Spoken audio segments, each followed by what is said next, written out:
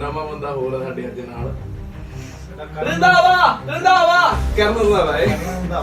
Even करण पे allegation भी लगे कि करण गाने की कंपोजिशन चोरी करते हैं एंड वो था गिटार सॉन्ग को लेकर जिसका कंपोजिशन मैच कर रहा था दिलजीत दोसांझ के गुड सॉन्ग्स। रंधावा के जो फैन है ना वो जस मानक के भी फैन है और गुरी के भी फैन है, मतलब म्यूचुअल फैन बेस है तीनों का। इसके अलावा हम बात करें 2023 की ना तो उस साल जो एल्बम आई थी ना करण रंधावा की वो भी सुपर फ्लॉप ही रही थी और हम कह सकते हैं कि जो करण रंधावा का दौर रहा वो सिर्फ 5 से 6 गाने का ही रहा। इसके अलावा भाई की लेगेसी कुछ खास नहीं रही।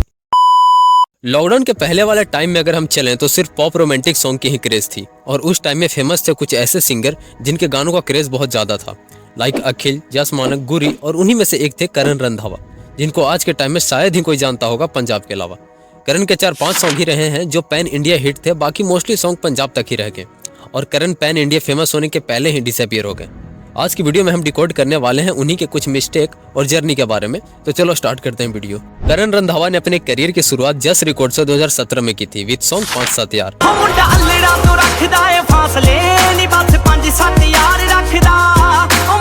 सॉन्ग पे तो नॉर्मल ही रिस्पॉन्स आया था बट उस टाइम के हिसाब से बहुत ज्यादा था।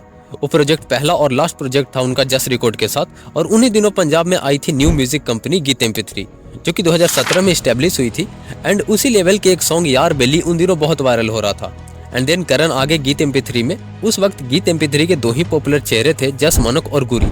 जब करण आए तो दोनों ने करण को बहुत सपोर्ट भी किया था। गाने भी सुने ਤੁਸੀਂ ਮਾਨਕ ਦੇ ਵੀ ਸੁਣੇ ਤੇ ਸਾਡੇ ਨਾਲ ਇੱਕ ਨਵਾਂ ਬੰਦਾ ਹੋਰ ਆ ਸਾਡੇ ਅੱਜ ਨਾਲ ਰੰਧਾਵਾ ਕਰਨ ਰੰਧਾਵਾ ਸੋ ਕਰਨ ਦਾ ਗਾਣਾ ਆਉਣ ਲੱਗਿਆ ਜੀ 9 ਤਰੀਕ ਨੂੰ। ਸੋ ਸਾਰੇ ਜਣੇ ਦੱਬ ਕੇ ਸਪੋਰਟ ਕਰਨੀ ਆ। ਮਾਨਕ ਦਾ ਲਿਖਿਆ ਗਾਣਾ ਆ, ਮਾਨਕ ਨੂੰ ਮੌਕਾ ਦਿੱਤਾ ਸੀ ਥੋੜਾ ਬਹੁਤਾ, ਕਰਨ ਨੂੰ ਬਹੁਤ ਸੋਹਣਾ ਸੀ ਤੇ ਮਾਨਕ ਕਹਿੰਦਾ ਜੀ ਯਾਰ ਮੇਰੇ ਵਰਗਾ ਗਾ ਦੇ ਥੋੜਾ ਜਿਹਾ ਤੇ ਤਾਂ ਕਰਕੇ ਗਾਉਂਦਾ ਬਹੁਤ ਸੋਹਣਾ, ਕਰਨ ਪਹਿਲੇ ਹੀ बहुत सोहना गाਉਂਦਾ बाकी ਕਰਨ ਮਾਨਕ। और साल 2018 में करण रंधावा का पहला ट्रैक आया गीत MP3 से जो कि था वेट, जो लिखा था जस मानक ने। छेती छेती आजा सोहणिया तेरे रातों में वेट कर दी। एंड सॉन्ग पे अभी तो 50 मिलियन प्लस व्यूज होने वाले हैं लेकिन उस वक्त एवरेज हिट थी। उसके बाद एक और ट्रैक रिलीज हुआ करण का तेरे बारे जो कि हिट हुआ था।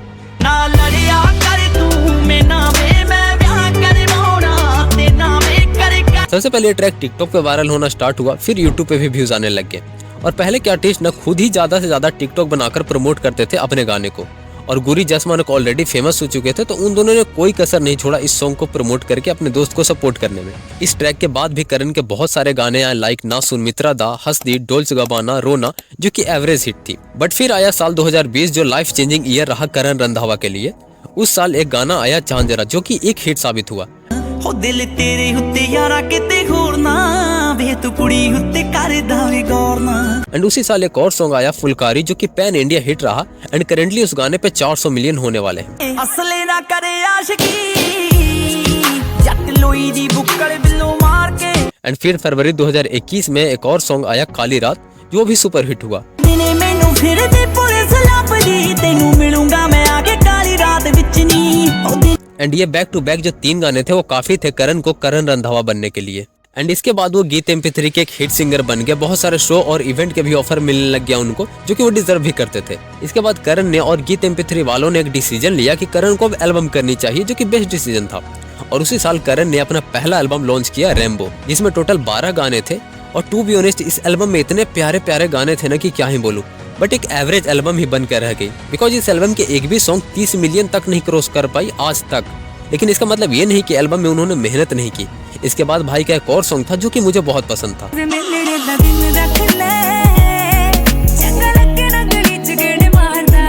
इसके बाद उनको पंजाबी मूवी में भी गाने का मौका मिला बट इसके बाद जितने भी सॉन्ग आए थे ना भाई के स्टक होकर रह गए एक एवरेज बनकर और आज तक भाई भी एवरेज आर्टिस्ट ही बनकर रह गए। नो डाउट पंजाब में फेमस होंगे बट पंजाब के बाहर अगर तुम किसी से पूछो ना कि who is Karan Randhawa then कुछ ही लोग जानते होंगे उन्हें। हाँ, लेकिन उनके जो कुछ हिट सॉन्ग रहे हैं लाइक फुलकारी ही ले लो तो ये सबने सुना होगा। वो अलग बात है कि आर्टिस्ट को कोई नहीं जानता होगा। एंड इस एल्बम के बाद एक और एल्बम आया था करण का जो कि था XYZ और उसका सिर्फ एक गाना झुमके को छोड़ के पूरा एल्बम फ्लॉप रहा था। बिना दसे सोहणिया जो लेके आ गया झुमके तेरे भी। एंड टू बी ऑनेस्ट उस एल्बम की अगर बात की जाए ना तो मुझे भी सिर्फ वही सॉन्ग पसंद आया था उसके बाद जस मानक भी इनएक्टिव रहने लग गया, गुरी भी इनएक्टिव रहने लग गया इंडस्ट्री में, तो वो लोग अब उस लेवल पे करण को प्रमोट भी नहीं कर रहे थे जैसे पहले किया करते थे। तुम एक और चीज नोटिस करोगे ना कि करण रंधावा के जो फैन है ना वो जस मानक के भी फैन है और गुरी के भी फैन है, मतलब म्यूचुअल फैन बेस है तीनों का। इसके अलावा हम बात करें 2023 की ना, तो उस साल जो एल्बम आई थी ना करण रंधावा की, वो भी सुपर फ्लॉप ही रही थी। और हम कह सकते हैं कि जो करण रंधावा का दौर रहा वो सिर्फ 5 से 6 गाने का ही रहा जिसको पैन इंडिया से सपोर्ट मिला, बट इसके अलावा भाई की लेगेसी कुछ खास नहीं रही। चलो अब डिस्कशन करते हैं कि क्या वजह रहा कि करण का टाइम बहुत जल्दी खत्म हो गया। तो अगर इसका एक बड़ा रीजन बताऊं ना, तो वो था रिपीटेटिव जॉनरा। देखो तुमने नोटिस किया होगा कि करण का जो स्टार्टिंग से जो स्टाइल है ना, अभी भी वो सेम कैरी कर रहे हैं। चलो बीच बीच में हमें गैंगस्टा वाइब के गाने मिल जाते हैं, लेकिन एट द एंड वो रोमांटिक सॉन्ग पे ही अटक जाते हैं, जो कि 2018-19 वाला टाइप का ही होता है। इवन करण पे एलिगेशन भी लगे कि करण गाने की कंपोजिशन चोरी करते हैं, एंड वो था गिटार सॉन्ग को लेकर जिसका कंपोजिशन मैच कर रहा था दिलजीत दोसांझ के गोड सॉन्ग से।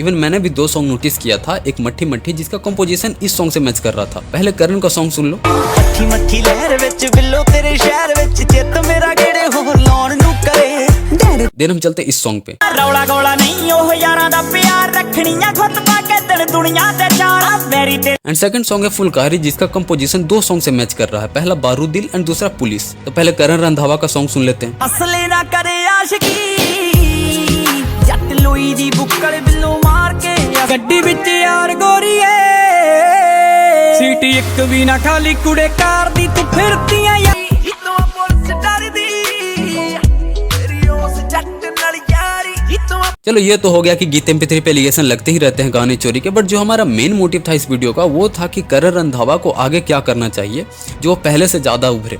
तो चलो इस पर भी डिस्कशन कर लेते हैं। करण खुद से अपने गाने नहीं लिखते, वो पहले माइकल से गाने लिखवाते थे एंड अभी भी वो खुद से नहीं लिखते। तो उन्हें ऐसे राइटर को ढूंढना चाहिए जो हिप हॉप ट्रैक लिखता हो। गुरु रंधावा ने भी सेम ऐसा ही करा था, उन्होंने रोनी एंड गिल को पकड़ा जो कि हिप हॉप ट्रैक मोस्टली लिखते हैं एंड सॉन्ग हिट भी हुआ गुरु रंधावा का। तो करण को भी अपने पुराने फॉर्म से वापस आ जाना चाहिए और इंडिपेंडेंट होकर खुद के लेवल से एक हिप हॉप सॉन्ग ड्रॉप करना चाहिए। एंड चलते हैं अब कंक्लूजन पे। अभी करंट टाइम में यानी कि 2025 में तीनों आर्टिस्ट ने गीत MP3 को छोड़ दिया है, मतलब तीनों कॉन्ट्रैक्ट से बाहर हैं। और अभी के टाइम में अगर कोई एक्टिव है ना इंडस्ट्री में तो वह है ओनली करण रंधावा। देखो रिस्पॉन्स मिलना ना मिलना वो तो अपनी जगह है, बट भाई कंसिस्टेंट है, यह बहुत बड़ी बात है। बिकॉज गुरी और जस माने का तो कोई ना मूवी आ रहा है ना सॉन्ग आ रहा है, और पता नहीं कहाँ है दोनों, कुछ समझ नहीं आता, और ये चीज़ उनके फैन पे जरूर अफेक्ट करेगी। आप देख रहे होंगे कि जस माना का कैसे फॉलोवर घटता चला जा रहा है इंस्टाग्राम पे। तो अभी मेरा पर्सनल ओपिनियन ये है ना कि तीनों को एक साथ किसी एल्बम में जरूर कोलैब करने चाहिए, भले वो एल्बम तीनों में से किसी का भी हो, बिकॉज ये ट्राई को लोग बहुत पसंद करते हैं। एंड नाउ 2025 भी खत्म होने वाला है एंड दोनों आर्टिस्ट का कोई पता नहीं है, जस मानक और गुरी का। तो मेरा एक ऑनेस्ट ओपिनियन है कि करण रंधावा को अपने जॉनरा चेंज करनी चाहिए, फिर से एक नया हिप हॉप टाइप के ट्रैक ड्रॉप करनी चाहिए एंड फिर से उन्हें ऑडियंस को उतना ही प्यार मिलेगा जितना 2019-20 में मिल रहा था। बाकी आपको वीडियो कैसा लगा कमेंट करके बताना एंड मिलते हैं जल्दी नए वीडियो में, तब तक के लिए चैनल को सब्सक्राइब कर लेना।